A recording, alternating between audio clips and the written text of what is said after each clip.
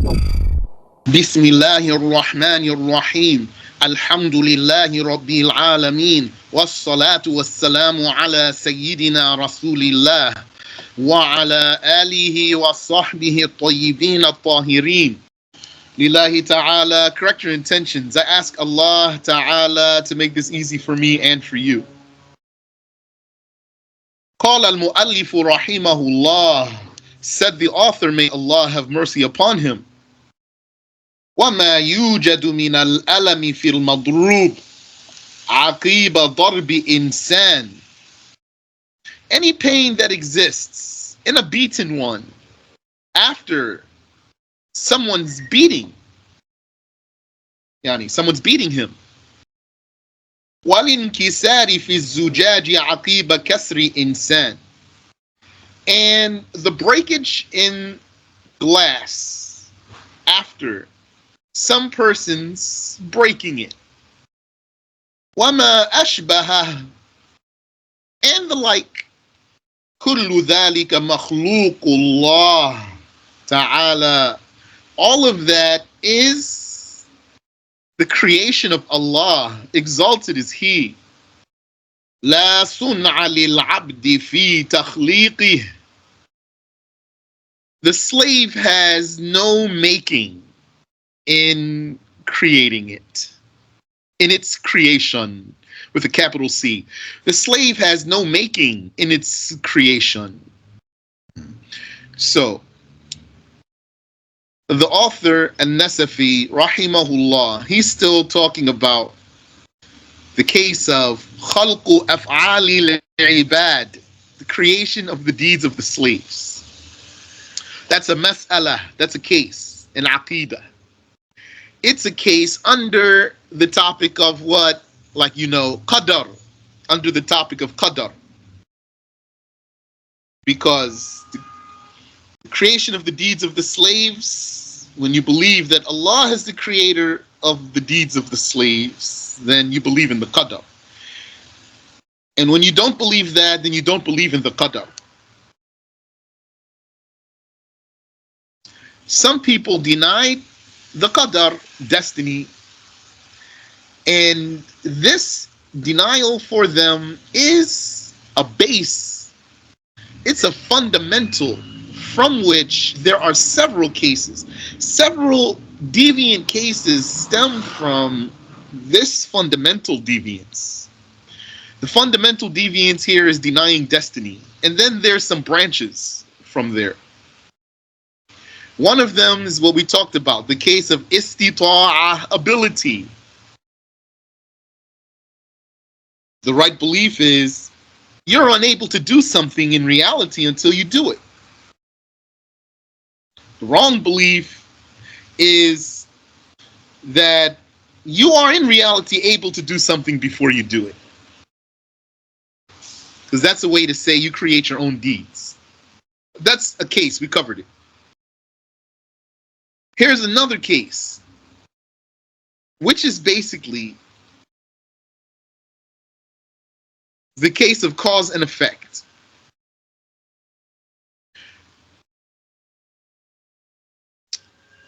This case is called in Arabic at-tawallud.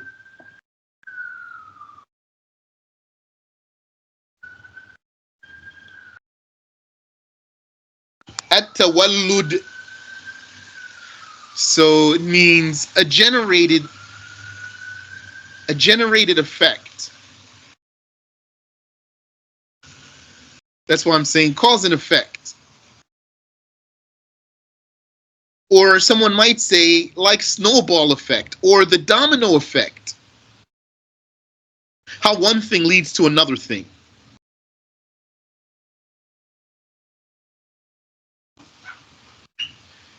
So what are we saying? We're saying Allah is the creator of all of that. That's the belief of Ahlus Sunnah. That's it.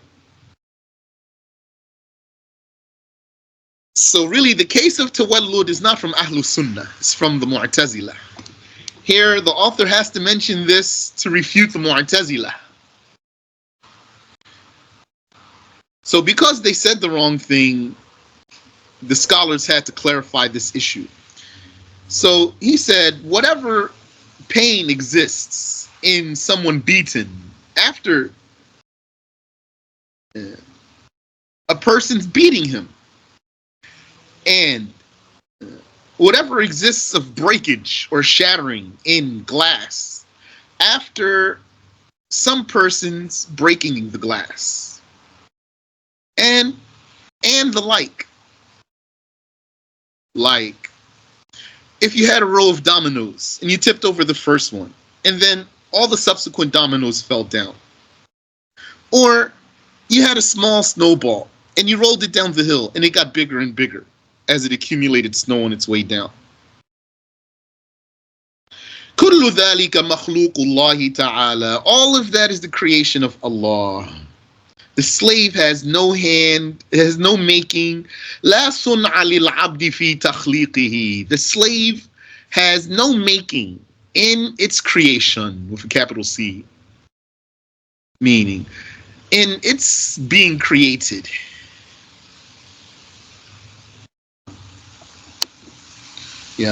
In God creating it, that's what it means. في تخليقه. The slave has no making in God's creating this thing. SharH, the explanation. وذلك لأن هذا داخل في الإمكان العقلي. That's because this is included under the intellectual possibility. وما كان داخلا في الإمكان العقلي يستحيل حصوله بغير تخليق الله تعالى. And anything included under the intellectual possibility, it is impossible for it to happen without God's creation of it. Exalted is He. فيمتنع من العبد أن يحدثه من العدم. And so it is impossible that a slave could bring something, could create a thing's occurrence. It is impossible that a slave could create a thing's occurrence from nothingness. فعلى ذلك يكون الألم الذي يحصل في المضروب عقيب ضرب الضارب بخلق الله تعالى. And so according to that, any pain that happens to or in someone beaten or someone who was struck after a striker's strike, it is by the creation of God. Exalted is He. لَيْسَ بِخَلْقِ الْعَبْدِ. It's not by the creation of the slave, because there's no such thing.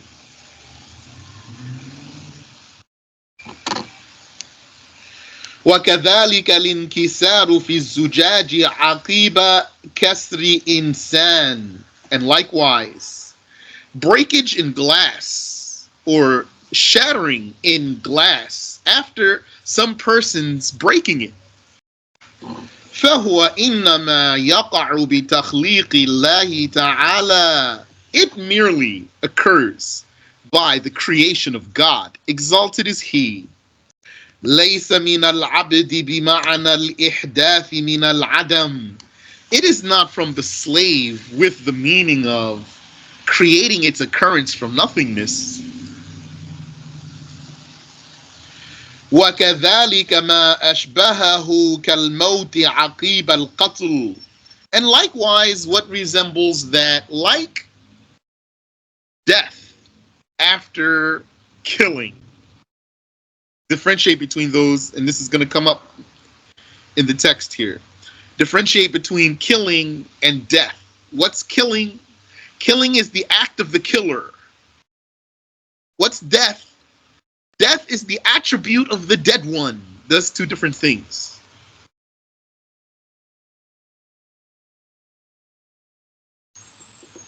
فإذا قتل إنسان شخصا فهذا القتل ليس القاتل أحدثه.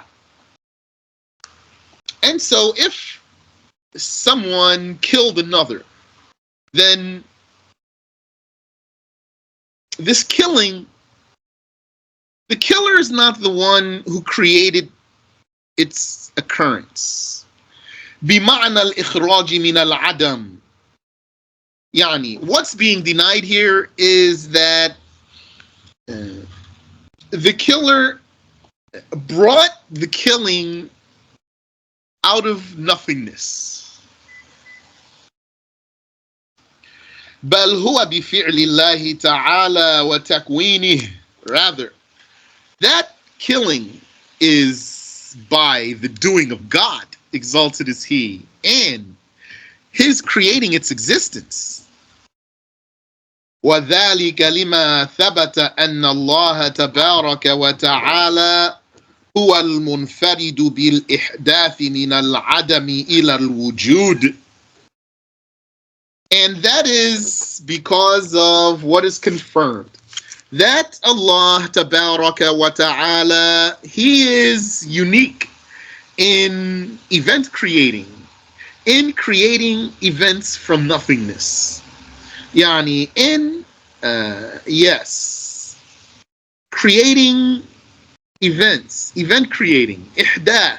He is unique in event creating. That means making something occur from nothingness, bringing it from nothingness into being. وَلِذَلِكَ قَالَ الْمُؤَلِّفُ.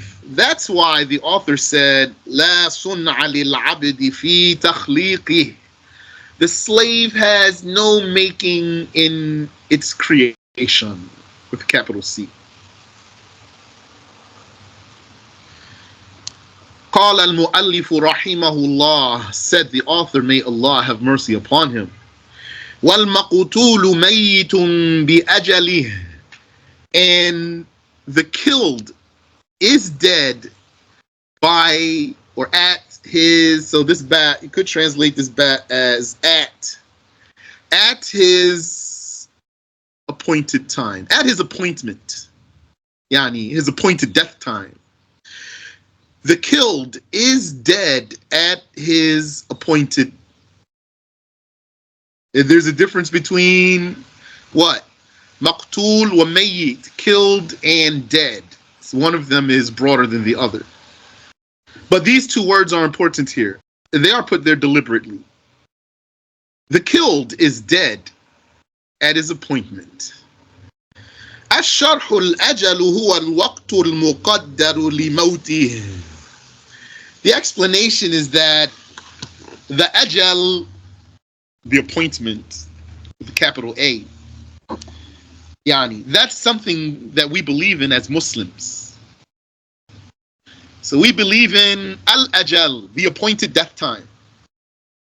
هو الوقت المقدر لموته. It is the predetermined time of one's death. أي للميت, يعني the predetermined time of the death of the dead one. لا كما زعم بعض المعتزلة. It's not as some of the Mu'tazila claimed. أن القاتل قد قطع عليه الأجل. Their claim is that the killer has cut him off from his appointed time.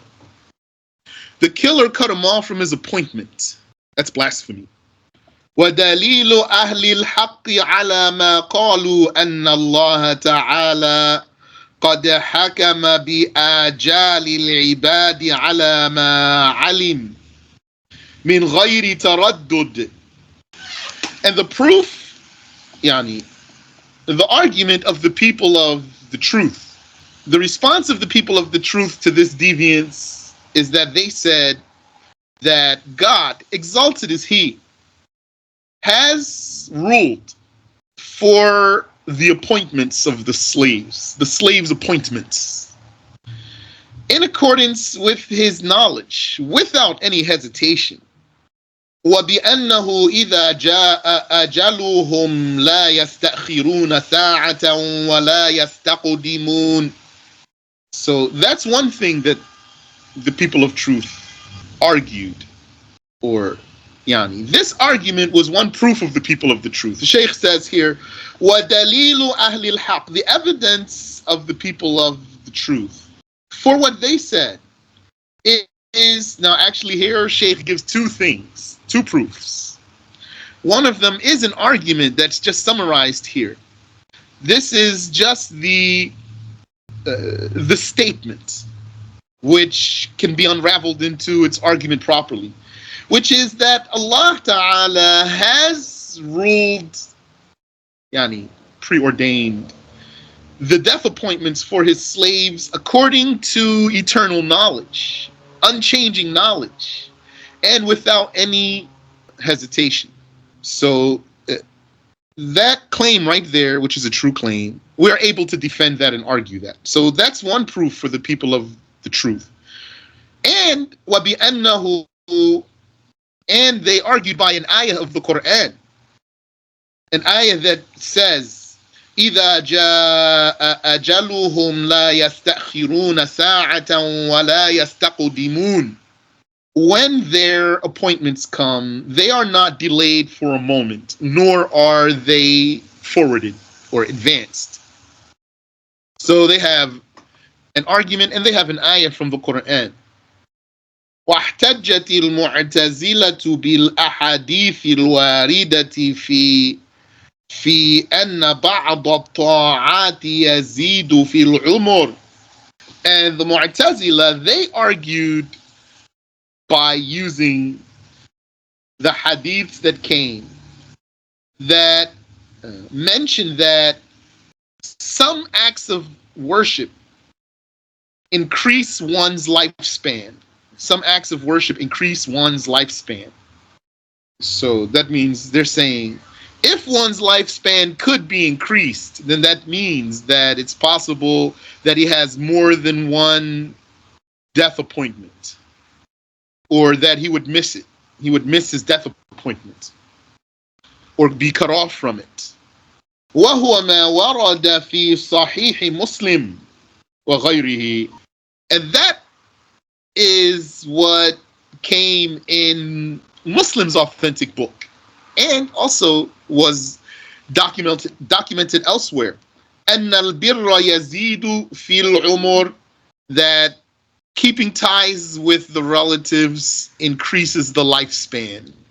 وَالْبِرُّ بِمَعْنَى صِلَةِ الرَّحِمِ. So that sentence right now that I just read, I already said it in my translation. وَالْحَدِيثُ, the hadith is مَنْ سَرَّهُ أَنْ يُبْسَطَ لَهُ فِي رِزْقِهِ أَوْ يُنْسَأَ لَهُ فِي أَثَرِهِ فَلْيَصِلْ رَحِمَهُ. Anyone who is delighted, or anyone who would like for his sustenance to be expanded and for his life to be prolonged, then let him keep ties with the relatives, his relatives. وهذا من جملة الأحاديث الواردة في هذا المعنى. And this is one of the hadiths that came with this meaning. And the obligation here that's in this hadith is for the Muslim relatives. That's as far as the obligation is concerned. And that extends to the cousins. So it's going to be parents, children, siblings, uncles, aunts, and cousins, mother's side and father's side. وَقَالُوا أَيْضًا, and the Mu'tazila also said, لَوْ كَانَ مَيِّتًا بِأَجَلِهِ, had this killed one been dead at his appointment, لَمَا اسْتَحَقَّ الْقَاتِلُ ذَمًّا, then the killer would not deserve any blame. So you see that twisted reasoning there? Subhanallah wa bihamdi. When you learn about these arguments, especially from the Mu'tazila, you want to be able to perceive how someone could be deceived by the argument. وَلَا عِقَابَ, they said if the killed one were actually dead at his appointed time, then the killer wouldn't deserve any blame and he wouldn't deserve any torture. Wala diyah, and he wouldn't be obligated to pay blood money. Wala qisasa, nor should he be subject to, or would he be subject to retaliation by likewise being executed. إذ ليس موت المقتول بخلقه ولا بكسبه. They would say, because, why this is true? They're arguing with us here. They would say, why is this argument of ours true and you're wrong? Because according to you, so Mu'tazila is saying, let me back up here. They also said, had the killed one been dead at his appointment, then he wouldn't have deserved, he wouldn't have been blameworthy, and he wouldn't have deserved torture, and he wouldn't be obligated to pay blood money, and he wouldn't be subject to retaliation. Because, according to you, the death of the killed one is not by the killer's creating. And according to you, the death of the killed one is also not by the killer's acquisition. It's not even the killer's acquisition. The death of the killed one. So here, these people are confused. And if you're learning this for the first time, you could even get confused if these words that I'm trying to separate for you keep coming together in your own mind. The dead one and the killed one, you have to separate these. And death and killing. What did they say? They said, an argument against us. Had the killed one been dead at his appointed time, why would the killer deserve any blame or torture or have to pay blood money or be executed? Because, according to you, his death is not by the killer's creating. His death. The death of the killed one is not by the killer's creating, nor is it by his acquisition. وَأَجَابَ أَهْلُ السُّنَّةِ عَنِ الْأَوَّلِ. So the people of the prophetic way responded to the first thing, بِقَوْلِهِمْ, by saying, إِنَّ اللَّهَ تَعَالَى كَانَ يَعْلَمُ أَنَّهُ لَوْ لَمْ يَفْعَلِ الْعَبْدُ هَذِهِ الطَّاعَةَ لَكَانَ عُمُرُهُ 40 سَنَةً. Allah Ta'ala knew, so this is answer for what came in the hadiths about his life being extended or not. How do we explain that? We explain it by saying, Allah Ta'ala knew that if the slave did not do this act of obedience, then he would live to be 40 years old, for example. لَكِنَّهُ عَلِمَ أَنَّهُ يَفْعَلُهَا. But he did know that the slave would actually do it. Because remember, Allah knows what's not going to happen, and if it would happen, how it would happen.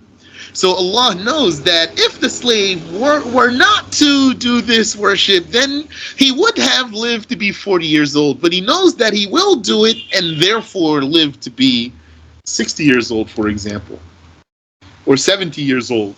لَكِنَّهُ عَلِمَ أَنَّهُ يَفْعَلُهَا فَيَكُونُ عُمُرُهُ 70 سَنَةً. But God did know that this slave would do that actually, and so his life would be inevitably 70 years, for example.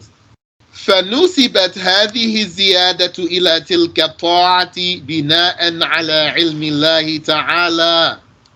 And so this extra life in the second scenario, that 30 years more of life, is attributed to the worship that he did, based on what God knew, that had he not done that, then this is what would have been his lifespan.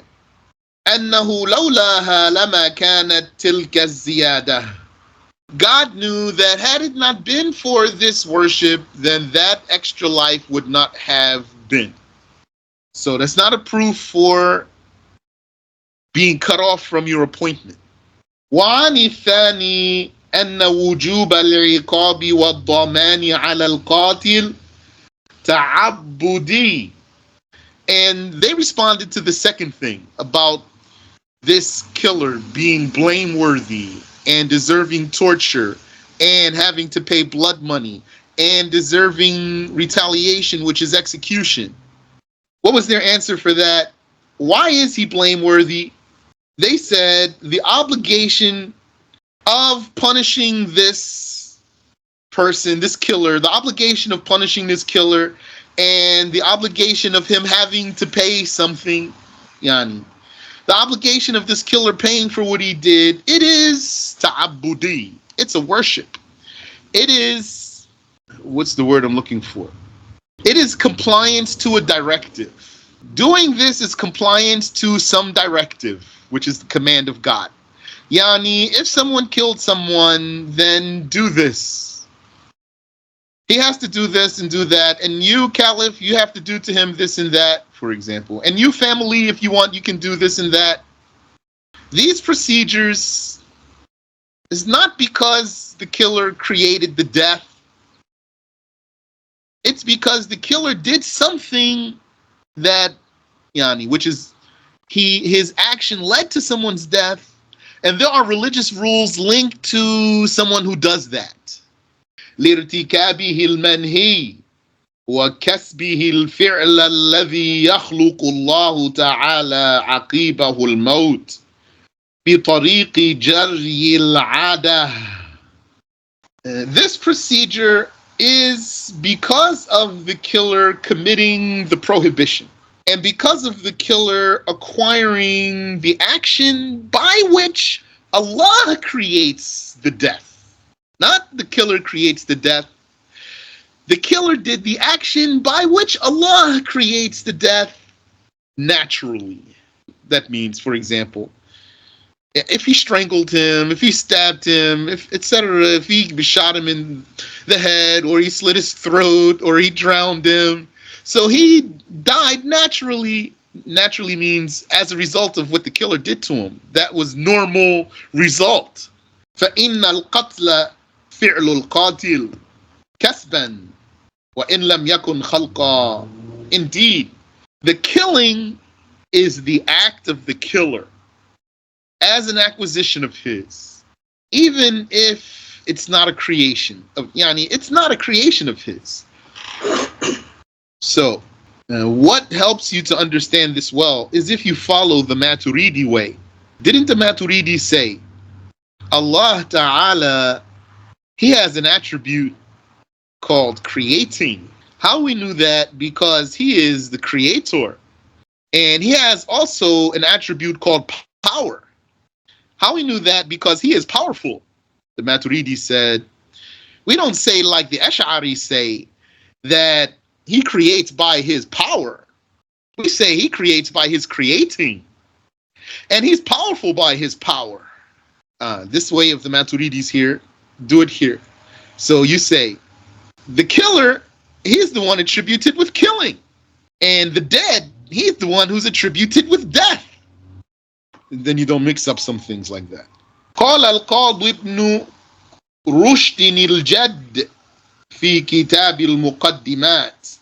Said Judge Ibn Rushd, the grandfather, in the book Al-Muqaddimat. That could mean introductions or something like that. ما نفسه, quote, وكل ميت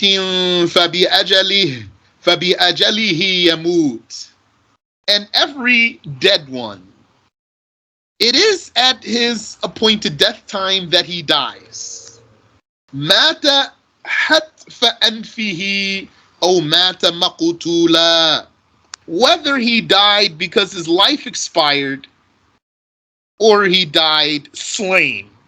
قال الله عز وجل, said God, invincible and great, فإذا جاء أجلهم لا يستأخرون ساعة ولا يستقدمون. When their appointed time comes, then they shall not be delayed for a moment, nor shall they be advanced. But you do notice here, there's a fa in the ayah, When I read the ayah as part of the previous paragraph, there's no fat there.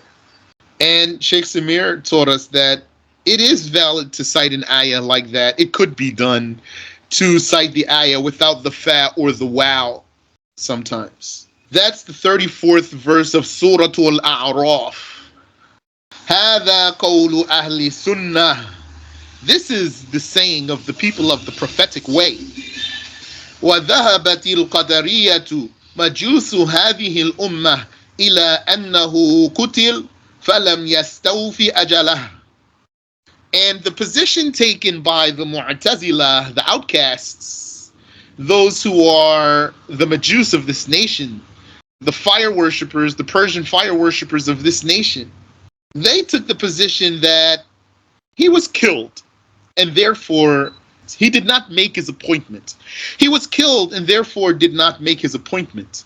الَّذِي كَتَبَ اللَّهُ لَهُ. That appointment that God wrote for him. وَأَنَّهُ مَاتَ قَبْلَ بُلُوغِهِ. They say he died before reaching it. وَهُوَ كُفْرٌ صَرِيحٌ. And this is explicit blasphemy. بَنَوْهُ عَلَى أَصْلِهِمُ الْفَاسِدِ. They built it on their corrupt base. أَنَّ الْعِبَادَ خَالِقُونَ لِأَفْعَالِهِمْ. Their base that the slaves are creators of their actions.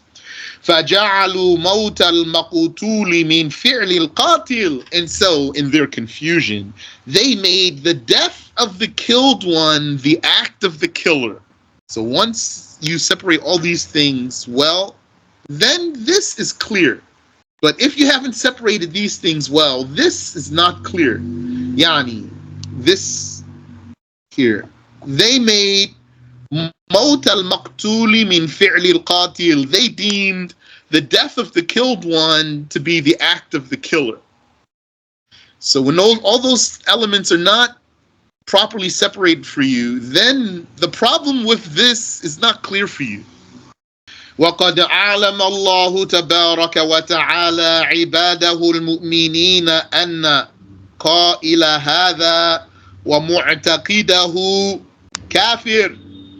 And God, the glorified and exalted, has informed that, he has informed his believing slaves that anyone who says this and anyone who has this as his conviction is a blasphemer.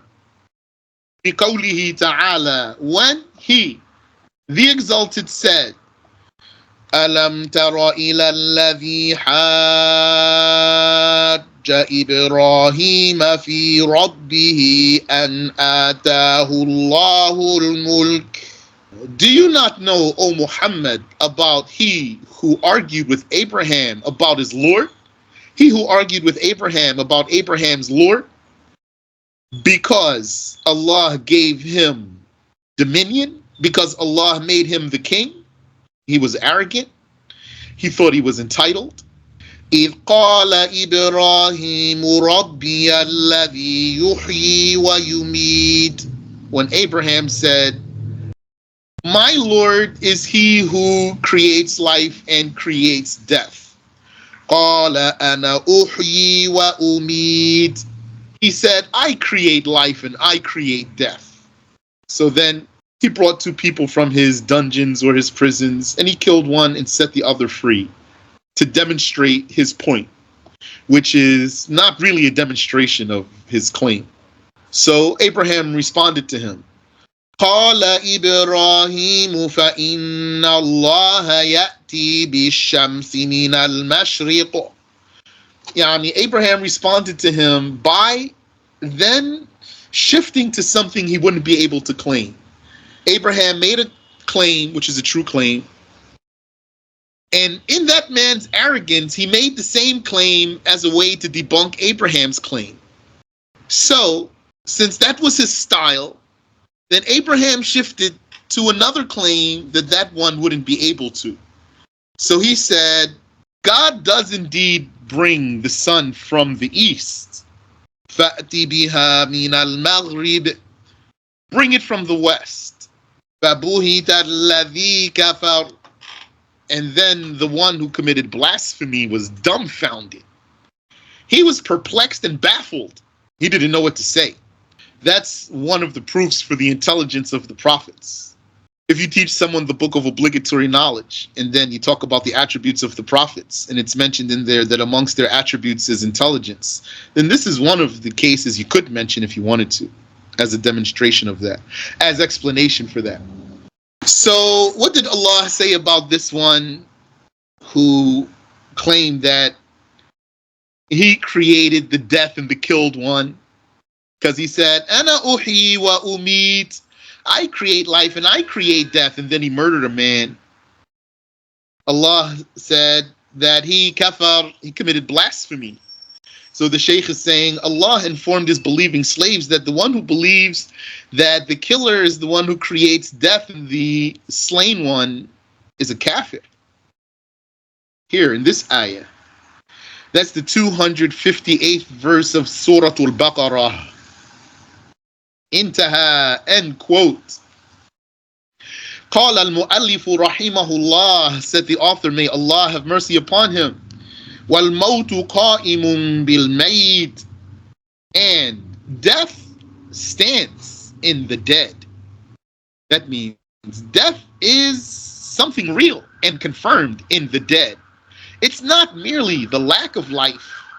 Death is not some non-existent concept, mere concept, because it's the non-existence of something else. Rather, it is something that has its own presence. It is confirmed. Death is standing, is confirmed, has its own presence in the dead. But this saying here is not an agreement. It's the correct saying, though it's not what all of the scholars said. So An-Nasafiyyah mentioned this statement here in his Aqidat.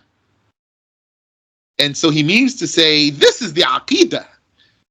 And he does mean to say, he is saying to you, this is the creed of the Muslims. But some scholars have a different saying here, which is the other one, that they said, death is the lack of life. And Nasafi is saying, death is not merely the lack of life. It is actually something confirmed, present in the dead. Makhluqun lillahi ta'ala. It is a creation of God, exalted is He. And He means here, it is something that God brought forth into being from non-existence. So it therefore has real presence. لا صنع للعبد فيه تخليقا ولا اكتسابا. And the slave of God has no making in it, neither in creation nor in acquisition. Yani, the God slave does not have any making in the creation of death nor the acquisition of death. If someone killed another, and now that killed one is dead, then the killer neither created the death in the killed one, nor did he acquire the death that is confirmed in the killed one. What did he acquire? He acquired the killing, which was the act that led to death. SharH, أن الموت لا يوصف بأنه مخلوق للعبد. The explanation is that death is not described as a creation of the slave. ولا أنه مكتسب له. Nor is death described as being an acquisition of the slave. He didn't collect the death of the other. If you want to use the word collect for the deeds, you collect your deeds. I mean, you acquire them. You're acquiring deeds as you're collecting them. So the killer does not create the death in the dead one, nor does he collect it. He doesn't collect the death. He doesn't acquire it. Rather, he collected the killing, the act that led to the death.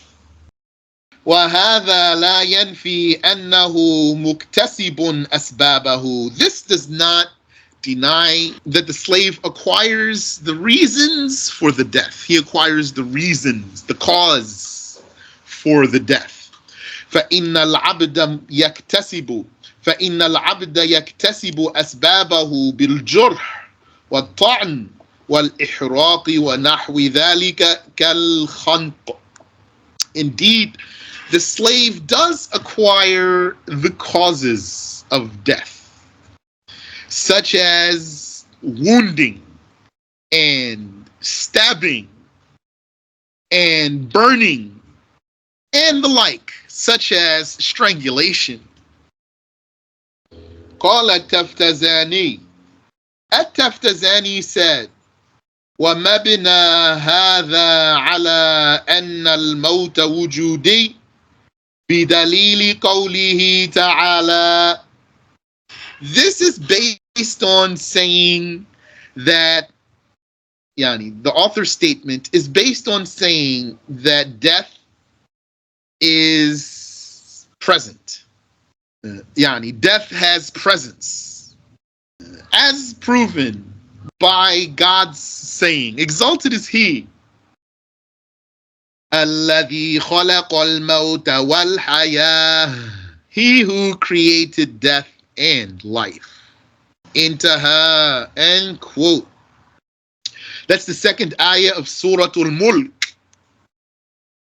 So if He created it, what's the meaning of creating? It means bringing the non-existent forth into existence, into being, bringing, giving being to something from nothingness. وَقَدْ اخْتَلَفُوا فِي الْمَوْتِ, but they differed about death. هَلْ هُوَ وُجُودِي أَمْ عَدَمِي? Does death have a presence, or is it itself an absence? فَمَنْ قَالَ وُجُودِي, so whoever took the position that death has a presence, أَخَذَ بِظَاهِرِ هَذِهِ الْآيَةِ, he did that by taking this verse literally. الَّذِي خَلَقَ الْمَوْتَ وَالْحَيَاةَ, He who created death and life. So created means gave it being from nothingness. And for sure, we see that life has presence. So the ayah is saying it's equating between the life and the death in being created. So then death has presence also. وَمَنْ قَالَ إِنَّهُ عَدَمِي عَرَّفَهُ. So then you might say, how then could someone say contrary and then say that death is an absence or a lack, that death is a lacking of something? The answer is that he would do that without contradicting the ayah by defining death, by giving death some definition or identification, by giving it an identification. أي عرف الموت بقوله إنه عدم الحياة. So this means that what he does is he defines death. And his definition of death is the lack of life. فعلى هذا يكون قوله تعالى الذي خلق الموت والحياة. So according to that, then the way that this one would explain this ayah, that if you translate it literally, it would mean He who created death and life, بمعنى قدر, أي قدر الحياة وقدر الموت. He interprets the ayah to mean He who predestined death and life and death. وكلا المعنيين يطلق عليه لفظ خلق. And the reason why this second explanation is not a contradiction of the ayah is because this meaning of predestining something, even a lack a lacking of something, the preordainment of some lacking, it's valid to call that creating. قال المؤلف رحمه الله, said the author, may Allah have mercy upon him, والأجل واحد, and the appointment time is one. There is only a single appointed death time for each individual. SharH, the explanation. قال التفتزاني, التفتزاني said, لا كما زعم الكعبي من المعتزلة. It's not as Al-Ka'bi from the Mu'tazila claimed, أن للمقتول أجلين, that the slain one has two appointments, Al-Maut wal-Qatl, or Al-Maut wal-Qatla. You could read it either way. Those two appointments, one of them is called death and the other one is called killing. Death and the killing. وَأَنَّهُ لَوْ لَمْ يُقْتَلْ لَعَاشَ إِلَىٰ أَجَلِهِ الَّذِي هُوَ الْمَوْتِ. His claim was, had the slain one not been killed, then he would have lived until his death. So that's blasphemy. وَلَا كَمَا زَعْمَتِ الْفَلَاسِفَةِ, nor is the issue as the philosophers claimed. That means some of them, those who talked about this. أَنَّ لِلْحَيَوَانِ أَجَلًا طَبِيعِيًّا, that, I'm going to say, the animal, the word hayawan in Arabic means something that's alive by a soul. But I don't know if the philosophers really differentiated between the human and the animal. You know, today, contemporary scientists do not differentiate between a human and an animal. That is, they believe the human is an animal. That's blasphemy. Human is not an animal, it's a different type of creature. Allah created different types of creatures, different classes of creatures. Human being is a class of creature, it's not an animal. I'm going to say animal, though, here, and attribute this to the philosophers. That the animal has a natural appointment. هو وقت موته بتحلل رطوبته وانطفاء حرارته الغريزيتين.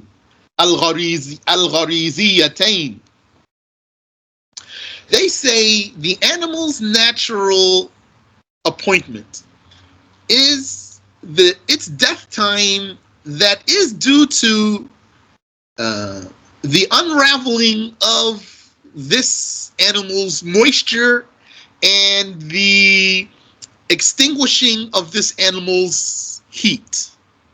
That moisture and heat, which are natural properties of the animal. So this is the way they talk, which hopefully my translation is doing their talk justice. I mean, conveying what they say, like how they say it or how they mean it. If I were more familiar with the talk of the philosophers, more closely acquainted with the talk of the philosophers, I could adjust my translation. وَآجَالًا اخْتِرَامِيَّةً. And they say these animals also have, or these living creatures also have, I'm going to say, interference appointments. Appointment by interference. بحسب الآفات والأمراض, that depends on the defects and the sicknesses. انتهى, end quote. فكلام الفلاسفة غير الصحيح. The talk of the philosophers is incorrect. لأن الأجل واحد, because there is only a single death appointment. So imagine a professor in a university, and maybe he's a philosophy professor, or maybe he's a doctor, and he teaches his students this. And he's going to teach it to him like it's a fact. عندهم إذا مضى 120 سنة فالموت الطبيعي هذا وقته. According to them, if 120 years pass, then this is the time for natural death. Now maybe they mean for a human in particular. And yani, I suspect that they probably had their details about different animals based on probably their study of zoology. Wallahu ta'ala a'lam, and Allah knows best.